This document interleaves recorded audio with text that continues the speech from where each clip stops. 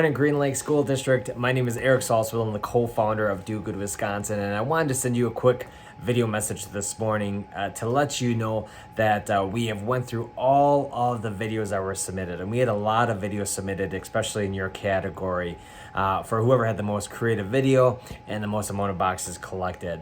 I'm so excited to send you this video to say, first off, congratulations, as you were picked and decided on the school who had the most creative video with your cereal box domino challenge. So congratulations.